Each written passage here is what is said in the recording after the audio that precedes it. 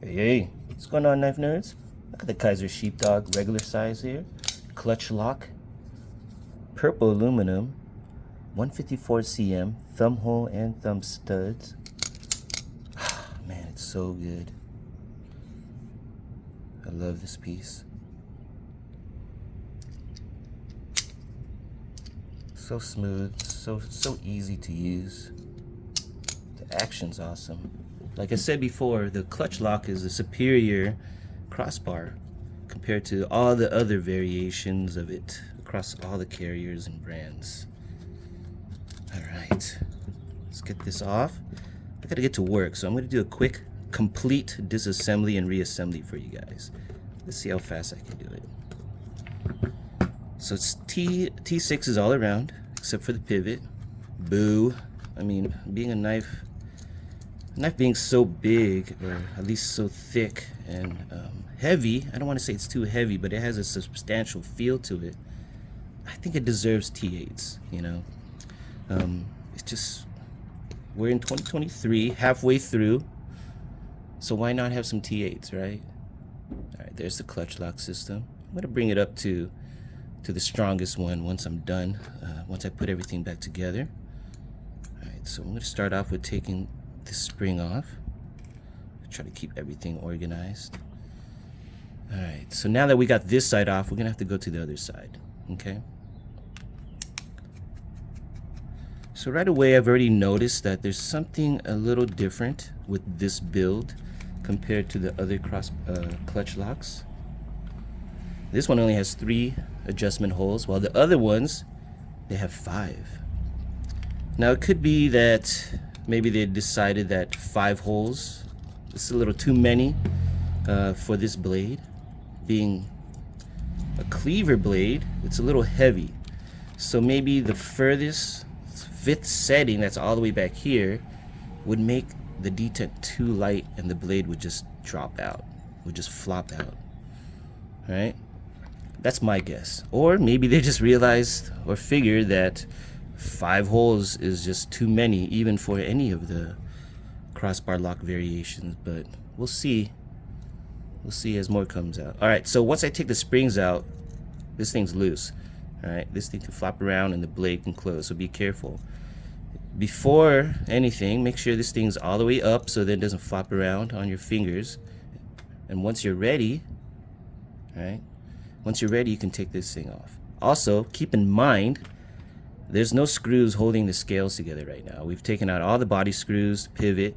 So really the only thing keeping these 2 pieces together is the lock, the crossbar lock. Once I pull this off, it's gonna fall apart. Watch. Okay. There we go. All right, get back here. Okay. So I'll get a closer look at the pieces real quick and explain to you what these are.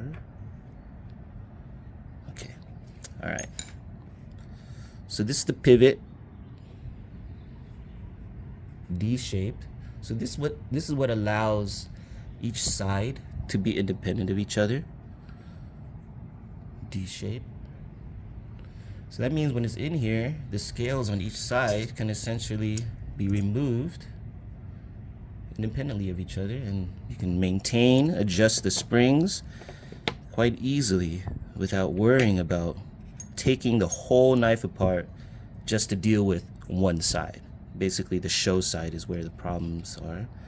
So now we have everything laid out. We got 2 bearings, stop pin, spacers, couple of springs, 2 body screws, or 4 bodies, 2 pivots, bam. All right, let me get out of the way. All right.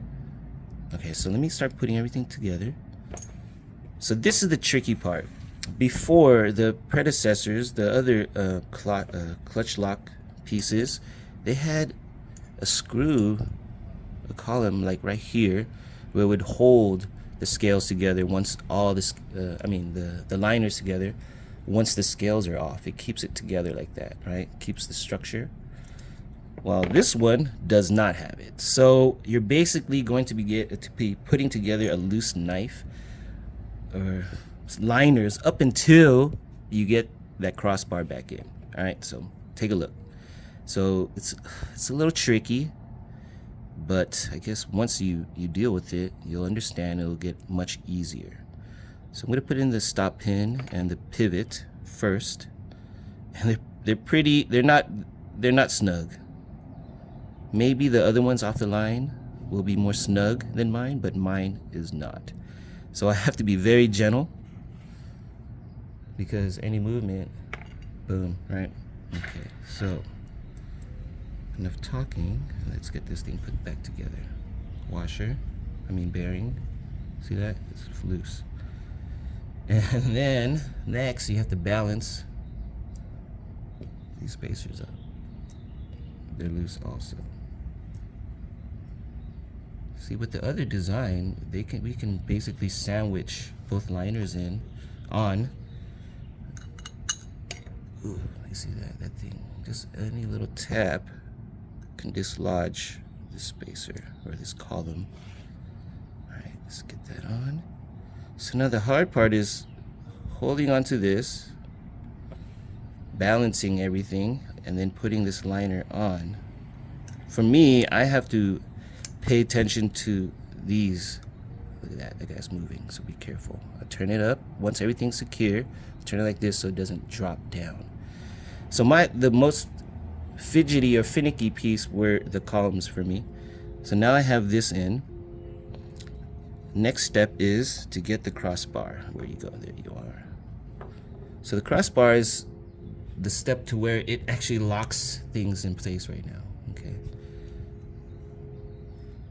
Put the crossbar through. Boom. Now this thing's held together. Not tightly, but it's held. So be careful. Make sure it's all the way up so the blade doesn't close. And also pay attention to these tracks right here. You see that? Those are not for the liner. Those are for the omega springs on each side. So when you put the omega springs on, make sure it's on this track and not behind it. That can cause some issues and rubbing and some pour action. All right, so next step is to put on this spring. At least one spring. See, there you go. There's that spacer. I wonder if I can just kind of tilt this up some. You know what? I'm not even gonna bother. I'm just gonna completely take this guy off.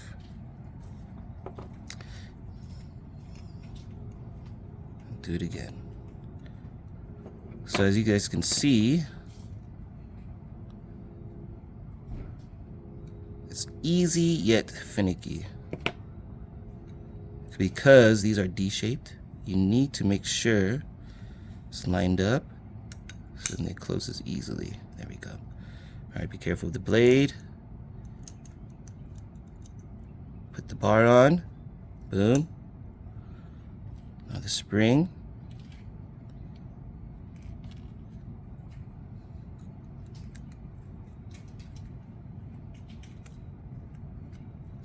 Okay. Be careful.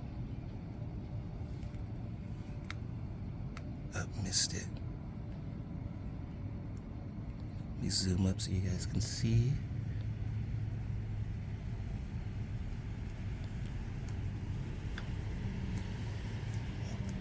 There we go. All right, so now that thing's in pretty good. The pressure is going to keep the blade pushed open, the lock there, or the lock bar. Now we get the scale on. So this side's going to be locked in well, and we don't have to worry about things flopping around.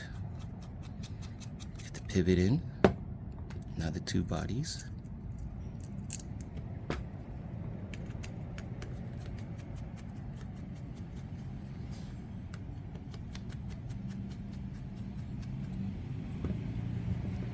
Next, spring.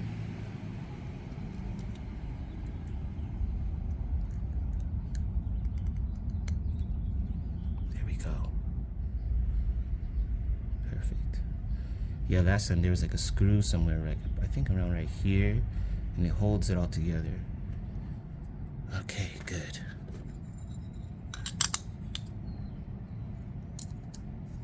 And then what I'm going to do also is I'm going to switch the clip. I'm going to put on the Kizer's contoured clip. this stock clip, it works. It goes in the pocket well, in and out easily. Oops, what am I doing? Just talking. All right, so switch that out.